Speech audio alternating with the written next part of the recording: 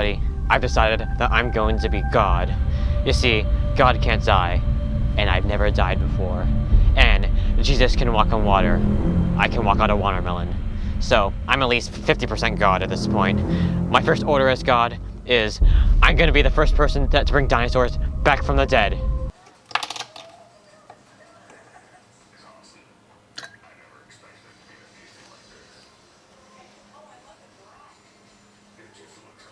Darn. How? Computer-generated imagery, or CGI, is described as when you use a computer application to create or improve images in media. CGI is commonly used for special effects, character designs, or even making entire worlds. It can make things a lot easier since you could do claymation or real effects, but those take a lot longer to do and can be very expensive. And like, if you want to do a real car crash or explosion, you would have to get that all on the first take. So most movies today resort to using CGI in order to make these effects better, or worse in some cases. So let's go back in time to see how we got to this point. The first known feature film to use CGI was Vertigo from 1958, where it used abstract computer graphics in the opening title sequence. And honestly, as the first film to use these kind of graphics, it looks way better than I expected it to.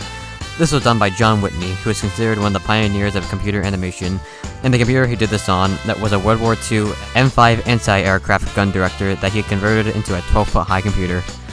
This was revolutionary and paved the way for animation, leading to the next film of being the first to blend live action and CGI, being Westworld from 1973, and the first film to have a completely CGI character, young Sherlock Holmes, in 1985. In terms of how it compares to nowadays, they both honestly look pretty good. Other notable films that incorporated CGI were Star Wars: A New Hope, Star Trek II, Terminator 2, and The Last Starfighter. But when talking about CGI, we must talk about Jurassic Park from 1993. I mean, look at those dinosaurs, they look so good. If you told me this was a movie made from the modern day, I totally would have believed you. This movie was originally going to use stop motion in rear production, where they overlay footage on top of each other. But even though it was working perfectly fine, Spielberg and his team wanted to challenge themselves by using CGI modeling and animation, and wow, did it really pay off in the end. In 1995, something revolutionary happened. Not that. John Lasseter set out to make history by making the first full-length movie animated completely with CGI, that being Toy Story. And it took 27 animators, 400 computer models, 732 motion controls, got 800,000 machine hours, 114,240 total frames of animation.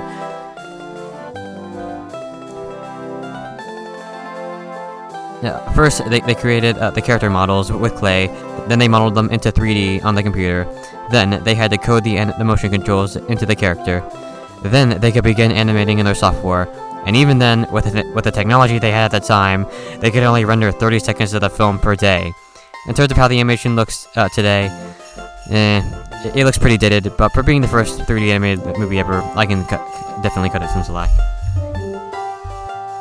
CGI continued to grow over the course of the 2000s. Here is when it becomes more common with the rise of superhero movies. Our next innovation wouldn't be till 2009 with Avatar. James Cameron wanted to make use of the newly introduced motion capture technology that he had been working on. The movie used a motion capture stage that was 6 times larger than anything seen before it, and actors had to wear hats that had tiny cameras inside of it to record their facial expressions. At one point, the visual effects team had 900 people to work on the film. The total film also took up a petabyte of storage, which, if you didn't know, is 1,000 terabytes. That's roughly 18 gigabytes per minute of the film's runtime. To render, they had to use a 10,000 square foot server farm that used 4,000 Hewlett-Packard servers with 35,000 processor cores with 104 terabytes of RAM and 3 petabytes of network area storage. What just came out of my mouth? This led the movie to becoming the highest grossing movie ever, and whether it deserves that or not is up in the air. Personally, I would have chose something else. But you can't deny that the CGI was very impressive, even though James Cameron claims you had to see the movie in theaters to really get it. Kinda funny coming from somebody who supports AI art, by the way. James Cameron's AI support is top-notch. It doesn't just resolve tickets, it builds a sequel where your problems never existed.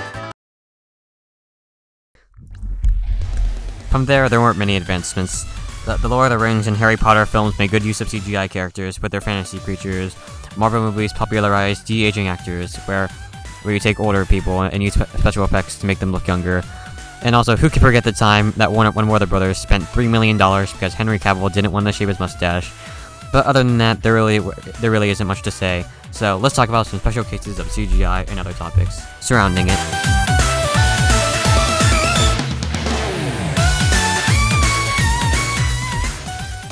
Studio Ghibli. All their films have this beautiful hand-drawn art style that looks amazing. But in 2020, they made the jump to 3D animation. Hey, it doesn't look that bad. Oh wait, I'm facing the wrong way. Earwig and the Witch was Ghibli's first 3D animated movie, and yes, it looks hideous. It looks worse than Toy Story, which might remind you is the first 3D animated movie ever. How about a good old Marvel movie to take my mind off that? Oh my god, why does Phase 5 of Marvel look 5 times worse than anything they put out in the early 2000s? It's time to talk about ethical CGI use. You see, because CGI is so expensive and takes a long time, some studios had to put their visual effects artists into crunch time, leading to a lot of modern blockbusters looking, well, how do I put this, bad. I'm not saying every movie nowadays looks bad, but there are quite a lot of movies now that look downright unacceptable, even in comparison to movies from like the early 2000s. Who wants to watch Cats 2019? Not them. But now, I think it's time to talk about what is probably the most controversial use of CGI. My next order of business as God is I'm going to reanimate the unliving. Oh, come on. Using CGI to recreate the presence of an actor that has died.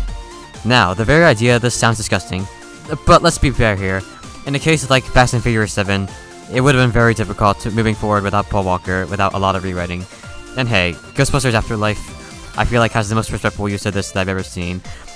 But when a vast majority of the times I see studios use this, it's for nostalgia bait. I don't know how to take this. I'll go up poorly. Okay. The Flash from 2023.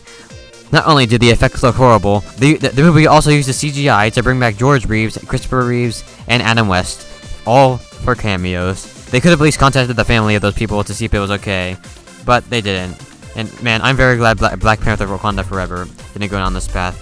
I get that some of these people probably signed this into their contract without knowing or something, and hey, maybe most of the actors that wouldn't care anyway.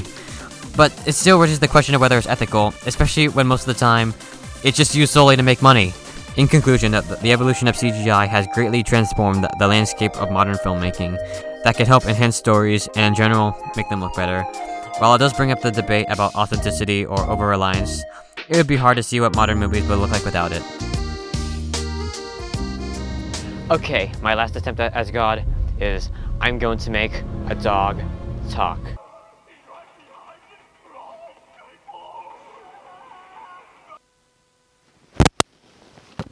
That's it. I'm done.